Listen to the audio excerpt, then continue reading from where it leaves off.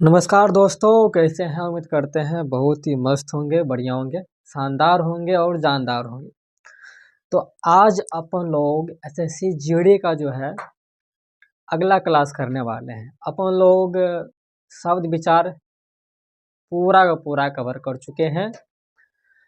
संधि नहीं पढ़े, समास पढ़े हैं, उपसर्ग पढ़े हैं, प्रत्यय पढ़े हैं, काल पढ़े हैं, वचन पढ़े हैं। और आज अपन लोग पढ़ने वाले हैं वर्ण विचार के बारे में। और कंप्लीट वर्ण विचार एक ही वीडियो में हो जाएगा, ज़्यादा टाइम नहीं लेंगे। तो चलिए स्टार्ट करते हैं वर्ण विचार के बारे में। वर्ण, सबसे पहले वर्ण क्या होता है, फिर पढ़ेंगे विचार। विचार का मतलब होता है बोध कराने वाला। अगर पूछे विचार का मतलब बताओ तो सीधा बोलना बोध कराने वाला, बोध कराने वाला। वर्ण क्या होता है? तो भाषा के सबसे छोटी इकाई, भाषा की सबसे छोटी इकाई को कहते हैं वर्ण। क्या कहते हैं? वर्ण कहते हैं।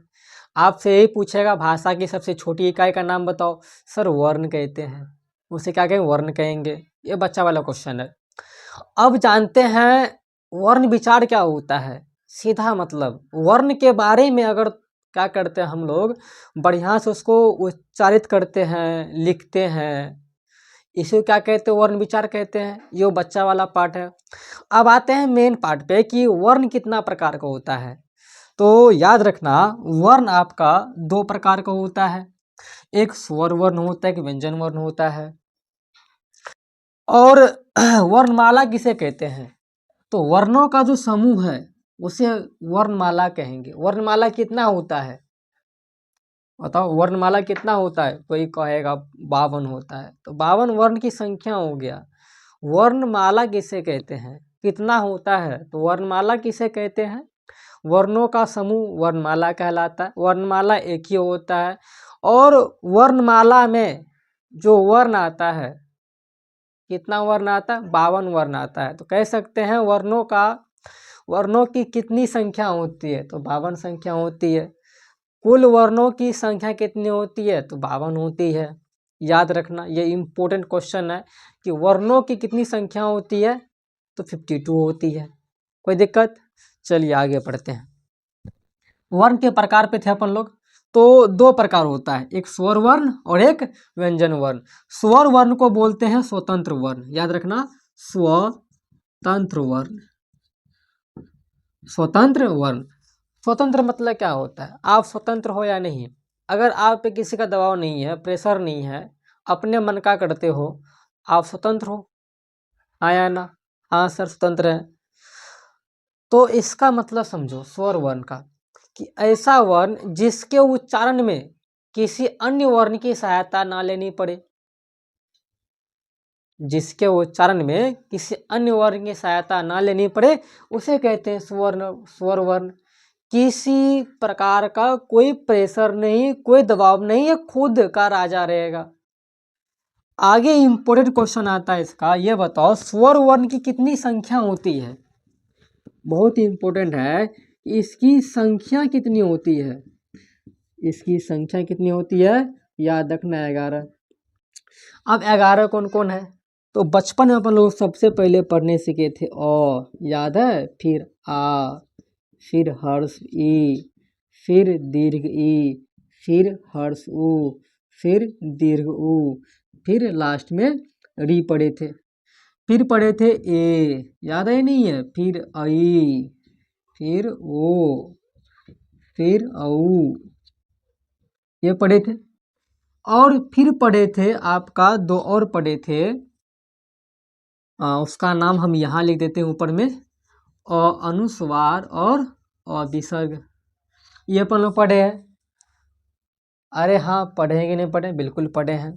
हम यहाँ लेके हैं स्वर वर्ण की संख्या 11 होती है। काउंट करते हैं 1 2 3 4 5 6 7 8 9 10 और 11। सर ये 11 ही क्या कहलाता है? स्वर वर्ण कहलाता है। ये दूगो क्या है? यह दू ना तो स्वर है ना ही व्यंजन है, इसका नाम है अयोगवा। याद रखना ये है अयोगवा। पूछेगा आपसे कि अयोगवा कितना होता है, सर अयोगवा दो होता है। अगर ये पूछ लिया जाए कि अयोगवा स्वर वर्ण है, ना स्वर वर्ण नहीं है। व्यंजन वर्ण है, ना व्यंजन वर्ण नहीं है। आ रहा है समझ में, इसे अयोगवा बोलते हैं। अयोगवा का प्रयोग हम कहाँ करते हैं, स्वर वर्ण पर करते हैं, स्वर वर्ण पर करते हैं और व्यंजन से पहले करते हैं। स्वर वर्ण पे करते हैं और व्यंजन से पहले करते हैं। याद रखना अयोगवा का प्रयोग हम स्वर वर्ण पे करते हैं और व्यंजन से पहले करते हैं, यह अयोगवा होता है। कितना होता है सर, दो होता है। स्वर्ण कितना होता है, स्वर वर्ण 11 होता है, 1 2 3 4 5 6 7 8 9 10 और 11 होता है। अब अगला टाइप का क्वेश्चन आता है कि स्वर वर्ण कितना प्रकार का होता है, तो 2 प्रकार का होता है, सॉरी 3, कितना होता है, 3 होता है। स्वर वर्ण कितना होता है सर, 3 होता है, कोई दिक्कत। 3 में कौन होता है, एक ह्रस्व, दीर्घ और प्लुत।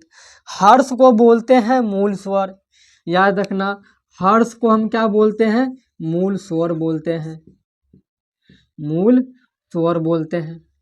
होता क्या है, होता है क्या है, यह जो आधार लिए हैं अपना 3 प्रकार लिए हैं, यह मात्रा के आधार पे है, मात्रा के आधार पर है। उच्चारण में जो मात्रा लगता है, समय लगता है, उसके आधार पर क्या है, ये इसका 3 प्रकार होता है स्वर वर्ण का। परिभाषा क्या होगा, सिंपल सा परिभाषा है, ऐसा वर्ण जिनके उच्चारण में एक मात्रा का समय लगे। उच्चारण में बताओ, उच्चारण में कितना मात्रा का समय, एक मात्रा का समय, उसे क्या बोलेंगे, हर्ष स्वर वर्ण बोलेंगे। अगला क्वेश्चन आता है कि मूल स्वर की संख्या कितनी होती है, मूल स्वर वर्ण की संख्या कितनी होती है, तो याद रखना 4। सर 4 कौन कौन होता है, एक यहाँ देखो ये अ छोटा दिख रहा है, छोटा वाला ही कहलाता है ना, फिर देखना छोटा वाला ये कहलाएगा, फिर छोटा वाला सर ये होगा, फिर छोटा वाले की यहाँ पे है, तो 4, ये चारों का 4 क्या कहलाता है, ये चारों का 4, ये जो घेर रहे हैं इसको अपन लोग इसे बोलते हैं हर्ष स्वर या मूल स्वर। अधिकतर क्वेश्चन इससे ये करता है कि बताओ मूल स्वर की संख्या कितनी होती है, 4। कॉन्सेप्ट क्लियर, आगे देखते हैं, ये 4 कहलाएगा। दीर्घ क्या होता है सर, दीर्घ मतलब बड़ा होता है, क्या होता है, बड़ा होता है। तो इसका हम परिभाषा कह सकते हैं कि ऐसा स्वर वर्ण जिसके उच्चारण में 2 मात्रा का समय लगे, 2 मात्रा का समय लगे, उसे ही कहेंगे अपन लोग दीर्घ स्वर। मतलब ये समझो कि अगर उसको बोलेंगे हम तो 2 मात्रा का समय लेगा, ज़्यादा समय लेगा, तो उसे क्या बोलेंगे हम, उसे बोलेंगे दीर्घ स्वर। सर संख्या कितना होता है इसका, कितना संख्या होता है, तो देख लो कितना संख्या होता है। बाकी इसके अलावा ये 4 के अलावा 11 में से 4 घटा लो तो 7 हो गया। तो संख्या का बात करें हम, 7 संख्या होती है। कैसे, यही इसी में से हम 4 निकाले हैं ना हर्ष, तो दीर्घ निकालो, इसको काउंट किए थे, हाँ नहीं किए थे, तो ये हो गया। हाँ क्या इसको काउंट किए थे सर जी, नहीं किए थे, ये वाला हो गया। बताओ इसको काउंट किए थे, नहीं किए थे।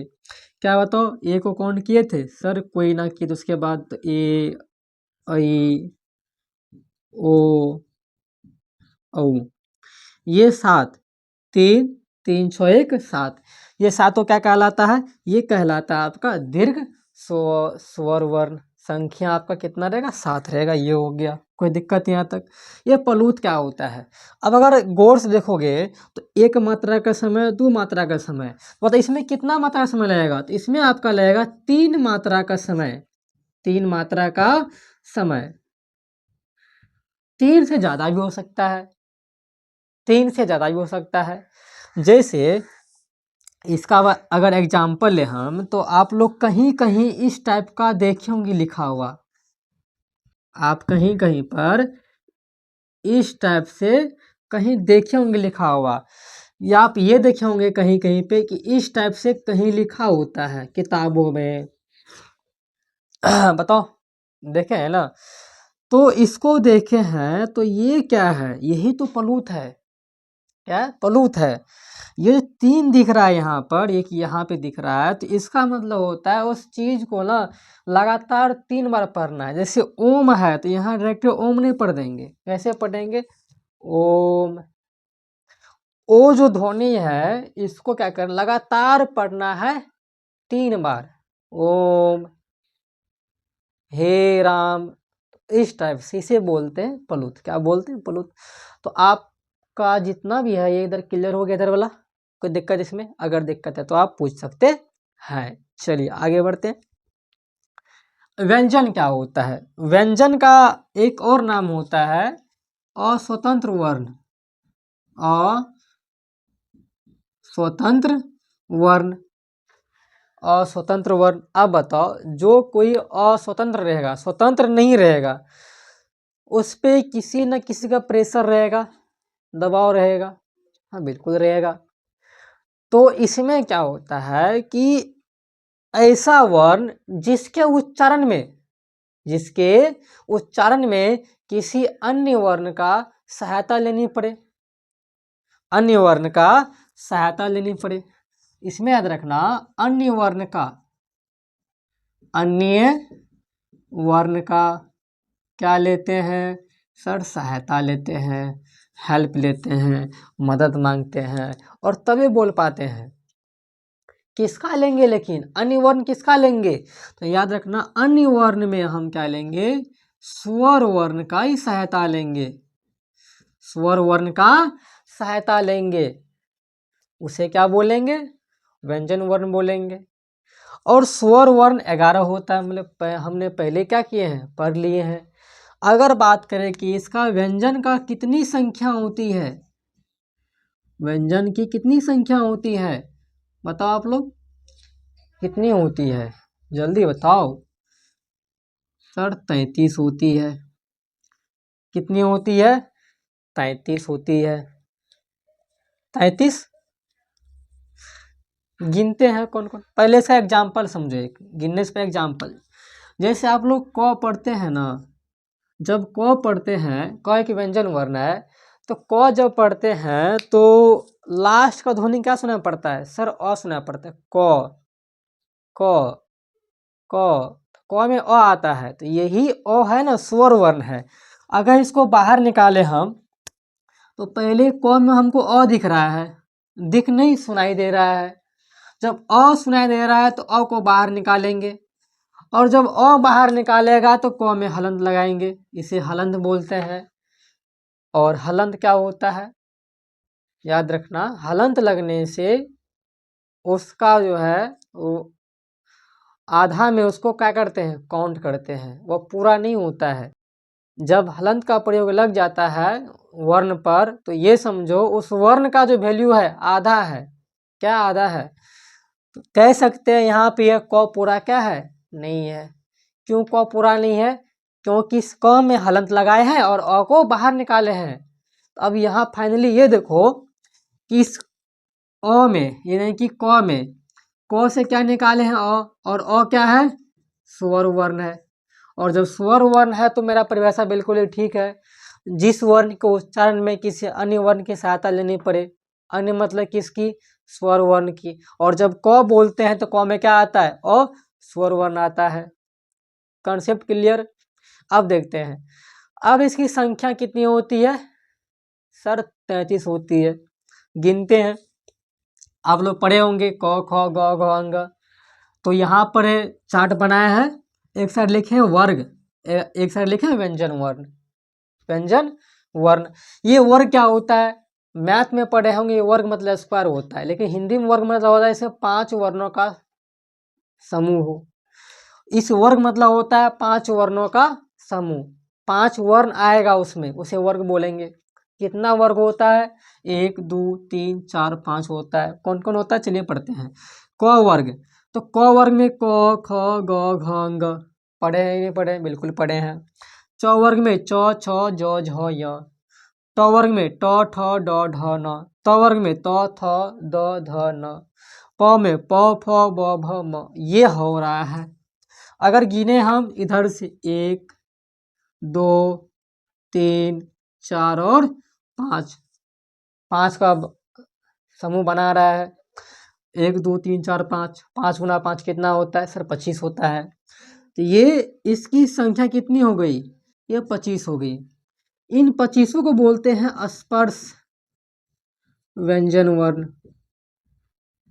व्यंजन वर्ण, व्यंजन वर्ण, स्पर्श व्यंजन वर्ण। अब यह स्पर्श होता है क्या है? तो इन सबको जब बोलते हैं ना, इन सबको जब बोलते हैं तो एक्चुअल में होता है क्या, इनका उच्चारण में जो हमारा अंदर में क्या है, मुंह के अंदर में जो ऑर्गन वगैरह है छोटे छोटे, वो पार्ट का हर चीज से क्या करता है? टकराता, स्पर्श करता है, स्पर्श करता है। कभी होठ आपस में स्पर्श करता है, कभी जीभ ऊपर जाके सड़ जाता है। समझ में आ रहा है? इसे ही बोलते हैं स्पर्श व्यंजन वर्ण। कितना होता है संख्या में? सर 25 होता है। कोई दिक्कत नहीं, आगे बढ़ते हैं। आगे आगे आप लोग इसके बाद यही पढ़े होंगे, य र ल व, य र ल व। ये 4 हैं, ये 5 ग्रुप क्या है? नहीं बना रहा है। अगर 5 ग्रुप बनाता तो इसको इसमें ऐड कर देते हैं, तो 4 का ग्रुप है। तो इसे बोलते हैं अंतःस्थ, अंतःस्थ व्यंजन वर्ण। पूछ लेगा कितना होता है संख्या में, तो बोलोगे 4 होता है, य र ल व। और इसका नाम है तालव स, मूर्धन स, दंड स। इसका नाम क्या है? इसका नाम है ऊष्म, ऊष्म व्यंजन वर्ण। इसको अपन घेर देते हैं, देखने में और अच्छा लगेगा, सुंदर लगेगा। ये हो गया, ये हो गया। कोई दिक्कत यहाँ तक? ऊष्म क्या होता है? तो जब इस सबको बोलते हैं ना, तो अंदर से गर्म हवा निकलता है। गर्म हवा निकलने के कारण ही इनका क्या होता है? उच्चारण होता है। ये आपसे पूछने वाला नहीं है। पूछेगा ऊष्म व्यंजन वर्ण की कितनी संख्या होती है? कहोगे 4 होती है। अंतस्थ कितना होता है? 4 होता है। स्पर्शी कितना होता है? 25 होता है। चलिए आगे बढ़ते हैं। आगे इसके बाद आप लोग यही पढ़े होंगे अक्षात्र ज्ञस्र। इसका नाम क्या है? तो इसे बोलते हैं संयुक्त व्यंजन वर्ण। क्या बोलते हैं? संयुक्त व्यंजन वर्ण। अब ये क्या होता है? तो संयुक्त मतलब मिलावट, आगे व्यंजन वर्ण, यानी कि जो 2 व्यंजन वर्ण के योग से मिलके बना हो उसे कहेंगे संयुक्त व्यंजन वर्ण।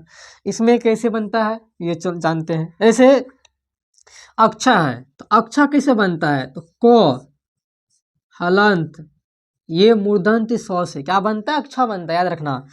अक्षा कैसे बनता है? क और स से, मूर्धन्य स याद रखना। तरह कैसे बनता है? तो त और र से, याद है। तो में हलंत लगाएंगे, हलंत लगाएंगे तभी तो बाहर निकलेगा। फिर ज्ञ, ज्ञ कैसे बनता है? तो जो हलंत य से ज्ञ बनता है।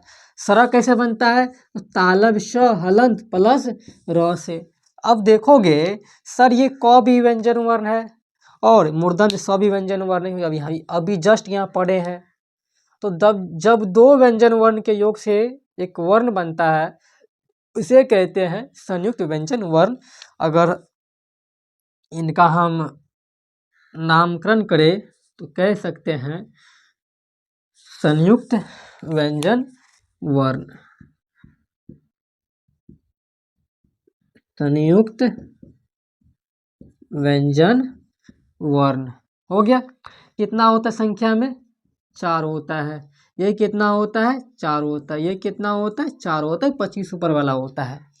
अब हम बोले हैं 33 व्यंजन वर्ण होता है। गिने एक बार, 25 हो गया, 4 29, 4 33। ये 33 व्यंजन वर्ण का संख्या हो गया जो यहाँ क्या किए हैं? लिखे हैं। उसके बाद ये व्यंजन वर्ण है लेकिन संयुक्त व्यंजन वर्ण है, तो इसको इसमें काउंट नहीं करेंगे, याद रखना ये चार अलग है। और हम ये बोले थे शुरू में कि कुल मिला के बात करें तो वर्णों की संख्या 52 होती है। चलो अब हम पूरा वर्ण पढ़ चुके हैं, काउंट करते हैं। काउंट कैसे करेंगे सर? 33 का 33 व्यंजन वर्ण होता है, तो 33 का 33 व्यंजन वर्ण होता है। हम यहाँ लिखते हैं 33 व्यंजन वर्ण होता है। पता नहीं उधर दिख रहा है कि नहीं दिख रहा है, व्यंजन शॉर्टकट व्यंजन केवल लिखते हैं। 11 स्वर वर्ण होता है, बिल्कुल बात से 11 स्वर होता है। अगर हम बात करें तो इधर पढ़े थे अयोगवा 2 पढ़े हैं, अब इसे भी ऐड कर दो, 2 क्या हो गया? अयोगवा हो गया, बस अयोग लिख देते हैं। अगर बात करें हम तो 33 प्लस 11 सर 44 हुआ है, 44 प्लस 2 46 हुआ है। अब देखो 4 यहाँ पर भी है, इन 4 का नाम संयुक्त और व्यंजन वर्ण है 4। अब करोगे तो 33 11 44 2 46 46 4 85 पर पूर रहा है, और 2 किधर गया? तो समझो 2 वे और वर्ण होता है। क्या आपको यहाँ पे दिख रहा है? हाँ दिख रहा होगा। आप लोग ये पढ़े हैं बड़की रो, पढ़े होंगे, और आप ये भी पढ़े हैं इस टाइप से बिंदा वाला, जैसे आप यहाँ देख सकते हैं ट ठ ड ढ, ढ के नीचे में बिंदा। यह भी वर्ण है, यह भी वर्ण है। और अब देखो इसमें 2 गुण है, बिंदा लगाया तो कुछ और बन गया, बिंदा नहीं था तो पहले कुछ और था। 2 गुण है, इसे कहते हैं द्विगुण, इसका नाम है द्विगुण या आगत वर्ण। तो 2 इसको भी ऐड कर दो यहाँ पर। अब कितना हो गया सर? 52 वर्ण हो गया। तो ये होता है कुल वर्णों की संख्या 52 होती है। काउंट पूरा करवा दिए हैं कैसे कैसे होती है, तो आपको यहाँ तक समझ में आ गया है, तो आप यहाँ तक का पूरा स्क्रीनशॉट ले सकते हैं।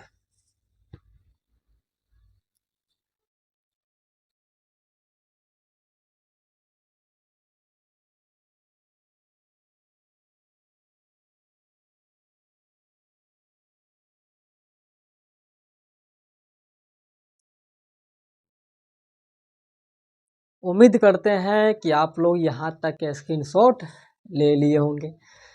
तो चलिए चलिए आगे बढ़ते हैं अगला प्रकार पे। अगला प्रकार व्यंजन वर्ण का बोल रहा है, घोष या कंपन के आधार पर व्यंजन वर्ण कितना प्रकार होता है? अगर आपसे ये पूछा जाए कि ये बताओ घोष या कंपन के आधार पर व्यंजन वर्ण का प्रकार बताओ, तो आप कहोगे सर कितना होता है? 2। एक का नाम अघोष, दूसरा का नाम सघोष। और हम आज इसका आपको ट्रिक पे क्या करेंगे, बात करेंगे, ट्रिक बताएंगे। आप ट्रिक याद करना, सब क्लियर हो जाएगा। चलिए देखते हैं। घोष या कंपन। कंपन मतलब जो कंपन होता है, जैसे इसको पीटेंगे तो कोई देर तक सुनाई पड़ता है, तो कंपन। तो बोल रहा है कंपन। अघोष बताओ, और मतलब नहीं, घोष मतलब कंपन। ऐसा वर्ण, ऐसा व्यंजन वर्ण जिसके उच्चारण में कंपन ना हो, उसे कहेंगे अघोष। संख्या में कितना होगा? तो संख्या 13। आपसे संख्या ने पूछेगा, 13 होता है, पूछेगा नहीं आपसे। एग्जाम्पल में क्या है याद रखोगे? 13 याद कर पाओगे? नहीं। ट्रिक देखो 12। ट्रिक क्या है? 12। चलो ट्रिक बाद में जानेंगे, पहले देखते हैं सघोष। सघोष, स मतलब 7, घोष मतलब कंपन। तो साथ में क्या हो? कंपन हो, कंपन हो, उसे बोलेंगे सघोष।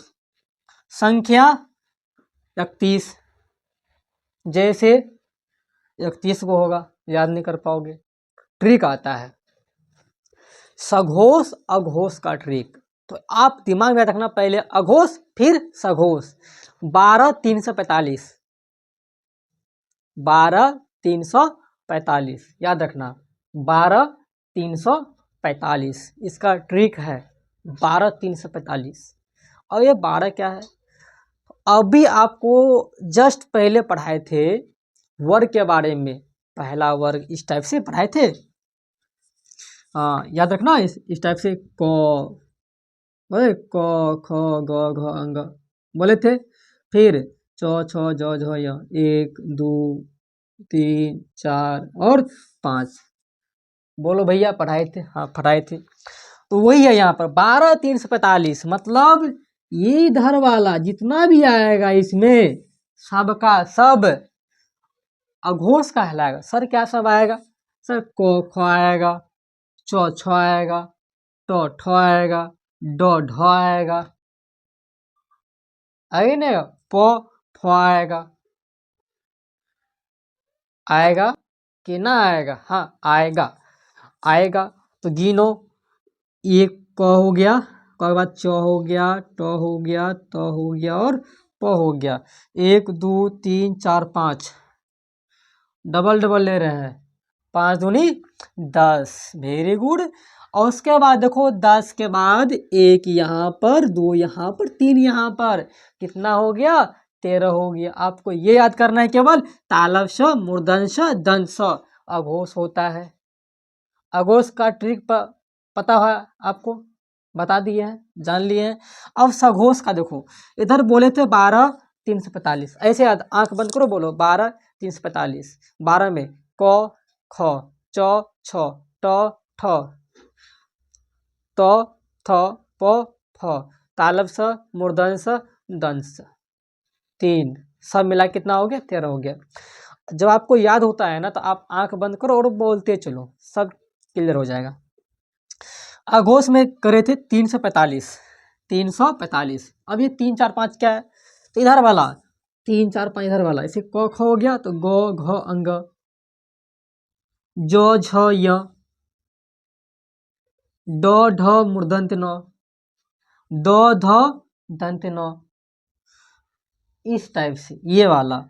तो देखो 4 लेते हैं, 4 से कितना हो गया? 4 इधर से है, उसके बाद सब में 3 3 लेते हैं, तो गिनो कितना हो गया? 4 3 सर 12 हो जाएगा। कितना हो जाएगा? 12। करके देखो एक बार, यहाँ से ये वाला इधर 3 इधर हो गया, फिर 3 इधर से लेंगे, 3 6 3 9, 3 3 6 3 3 9, 3 6 12, 3 5 15, 5 गए का? 1 2 3 4 और 5, 2 4 5, कितना हो गया? 15, 15 हो गया। फिर 15 1 16 1 17 1 18 19 और 20। सर 20 ही हुआ है, और कहाँ है? और कहाँ है? तो और में याद रखना, स्वर वर्ण, स्वर वर्ण कितना होता है? 11। बताओ 20 + 11 कितना हो गया? सर 31 हो गया। तो सभी स्वर वर्ण, सभी स्वर वर्ण य र ल व और ह और 345, ये सब का सब क्या कहलाएगा? अघोष कहलाएगा। ये ट्रिक याद रखना आप लोग, कॉन्सेप्ट क्लियर। अब देखो अल्प प्राण क्या होता है, महाप्राण क्या होता है, यानी कि वायु प्रक्षेप के आधार पर व्यंजन वर्ण का प्रकार बताओ। वर्ण का प्रकार बताओ। तो 2 होता है, अल्प और महा। अल्प मतलब जानते हैं कम, महा मतलब ज्यादा। यहाँ वायु प्रक्षेप मतलब होता है मुंह से निकलने वाली हवा। तो मुंह से निकलने वाली हवा की मात्रा अगर कम हो, अगर हवा की मात्रा कम हो, याद रखना, यदि हवा की मात्रा क्या हो? कम हो, उसे कहेंगे अल्प प्राण। और अगर हवा की मात्रा ज्यादा हो, हवा की मात्रा ज्यादा हो, उसे कहेंगे महाप्राण। इसमें ट्रिक क्या है? ट्रिक है 135 24, 135 24। पहले का था 12 345, इसका क्या है? 135 24। अब ये 135 क्या है? सभी को समझ में आ गया है? आ ही गया होगा। 24 क्या है, सभी समझ में आ गया है? जी हाँ, आ ही गया है। साथ में याद रखना अंत अस्त अल प्राण होता है। तालव स, मूर्धन स और दंश स क्या होता है? अल प्राण होता है। बताओ किसी कोई दिक्कत है? बोलो किसी कोई दिक्कत है? सर नहीं है। और याद रखना जितना भी स्वर है, जितना भी स्वर वर्ण है, ये किस में जाएगा? सर जितना भी स्वर वर्ण है ये सबका सब अल प्राण में ही जाएगा। इसका प्रैक्टिकल करके देख सकते हैं। जैसे हम यहाँ क्या बोले हैं, 135 और 24। जैसे क आता है 1 नंबर में, आप क बोलो और ख बोलो। कैसे? आप ये हाथ को, ये हाथ यहाँ रखो और फिर बोलना चालू करते हैं क ख। आपके मुंह से जो हवा निकलेगा ना, जिसमें ज़्यादा निकल गया वो है महाप्राण, और जब में कम निकला वो आपका अल्पप्राण। कोई दिक्कत ही नहीं है समझने में, इसमें सिंपल सा है, बच्चा वाली चीज़ यहाँ दिया गया है। तो आपको ये समझ में आ गया पूरा का पूरा ट्रिक के साथ। शायद ही आप लोग इसका ट्रिक कभी पढ़े होंगे। चलिए आगे बढ़ते हैं। अगला आता है क्वेश्चन, उस वर्णों का उच्चारण स्थान बताओ। इसमें भी आपको ट्रिक बताएंगे लास्ट में, पहले समझो फिर ट्रिक बताते हैं। इसका मतलब ये बोला जा रहा है कि ये वर्ण का उच्चारण स्थान कहाँ से होता है। अगर वो बढ़िया से काम नहीं करे तो वो नहीं बोल पाओगे। चलिए देखते हैं। जैसे बोल रहा है अ आ ह विसर्ग और क वर्ग। क वर्ग में सब क ख ग घ अंग सब, इनका उच्चारण स्थान कहाँ से होता है? तो कंठ से होता है। नाम क्या रखा है? कंठे रखा है। फिर बात करते हैं हर्ष ई, दीर्घ ई, य, तालव्य श, च वर्ग। च में सब तालु से होता है। नाम क्या रखा है? तालव्य रखा है। फिर बात करते हैं री, र, श, ट, और उसके बाद ट वर्ग बोल रहा है पूरा, ट में पूरा किससे होगा? मूर्धन्य से, मूर्धा से होगा। मूर्धा क्या है? अपना दांत, ये जीभ को ना ऊपर लेके चलो, दांत के ठीक ऊपर ले चलो, वह मूर्धा कहलाता है। ये देखो दंत स, ल, तो वर्ग, तो में सब किससे? दांत से। नाम क्या रखा है इसका? दंत रखा है। आप पहले एक बार सुनो फिर ट्रिक बताएंगे आपको। हर्ष उ, दीर्घ उ, प वर्ग, और हाँ प वर्ग पूरा हो गया। किससे होता है? ओष्ठ से होता है। नाम क्या रखा है इसका? ओष्ठ रखा है। फिर सभी वर्णों का लास्ट वाला वर्ण, जैसे अंग, य, मूर्धन्य न और म, सब में आप हलंत लगा दो यहाँ पर। इसे क्या होता है? नासिक, यानी कि नाक द्वारा बोला जाता है, अनुनासिक इसका नाम दिया गया है। फिर ए ऐ कंठ और तालु दोनों भाग लेता है, तो कंठ तालु भी कहलाएगा। ओ और औ कंठ प्लस ओष्ठ कंठोष्ठ नाम पड़ेगा। व और फ दंत प्लस ओष्ठ दंतोष्ठ कहलाएगा। चलो ये पूरा जान लिए। अब आपको ट्रिक बताते हैं। इसका ट्रिक होता है KTM2। के सीधा लिखते हैं KTM2, याद रखना KTM2, ये ट्रिक है। जब भी आपको उच्चारण स्थान पूछे तो आप फटाक दौड़ याद करना KTM2। अब देखो क कंठ, टी तालु, एम मूर्धा, डी दंत, ओ ओष्ठ। बिल्कुल एकदम याद कर लेना KTM2। अब जैसे KTM2 तो आप तुरंत का तुरंत एक चार्ट बनाना। चार्ट क्या बनाना? इस टाइप से को, उसके बाद चो, टो, तो और पो, ये चार्ट बनाना। अब आपको क वर्ग में से जितना भी आता है ना, क ख ग अंग, सब कंठ से, क्योंकि अधिकतर क्वेश्चन जो होता है ना, ये क ख ग अंग, च छ ज य ट ठ, ये सभी इस सब से आता है। ट्रिक पसंद आ गया? फिर अब देखो T4 तालु होता है, च छ में सब, M4 मूर्धा होता है, मूर्धा में ट ठ ड पूरा पूरा, D4 दंत होता है, त थ द ध पूरा आएगा इसमें, O4 ओष्ठ, प फ ब भ म, सब का सब। ये रहा ट्रिक। तो ट्रिक याद कर लेना, बाकी सब क्लियर हो जाएगा। यहाँ से इम्पोर्टेंट क्वेश्चन ये है, बहुत इम्पोर्टेंट, कि नासिक या पूछेगा अनुनासिक की कितनी संख्या होती है, तो 5, सभी का लास्ट वाला। अगर नाक बंद करके आप इस सबको बोलोगे ना तो नहीं बोला पाएगा, इसे बोलते हैं अनुनासिक। तो आई होप आप लोग यहाँ पूरा समझ गए हैं, तो आप यहाँ तक का स्क्रीनशॉट लो।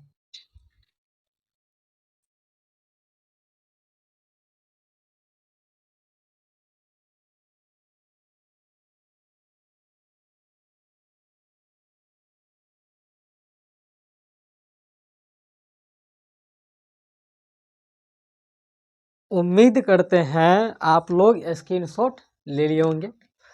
बस इतना ही कहेंगे, आप लोग मेहनत कीजिए। और आपका अगला टॉपिक संधि रहेगा, संधि से स्टार्ट करेंगे। और संधि में आपको मतलब अगला वीडियो संधि रहेगा। संधि में ज़्यादा टाइम लेंगे क्योंकि संधि बहुत ही बड़ा होता है, तो संधि में कम से कम प्रयास करेंगे 3 वीडियो करने का। संधि का 3 वीडियो में पूरा संधि क्लियर हो जाएगा। समझ में आ गई बात? रिवीजन कीजिए, मस्त रहिए, बढ़िया से तैयारी कीजिए। जाने से पहले छोटा सा एक क्या शायरी है, गौर फरमाना और वाह वाह करना। अंदाज उसकी बातों का ऐसा दिखाई दे, अंदाज उसकी बातों का ऐसा दिखाई दे, झूठा है फिर भी सच्चा दिखाई दे, और हम भी उनके गली में चक्कर काटेंगे शौक से, मगर शर्त ये कोई लैला तो दिखाई दे। तो ये रहा प्यारा सा छोटा सा खूबसूरत सा शायरी। तो मिलते हैं अपन अगले क्लास में।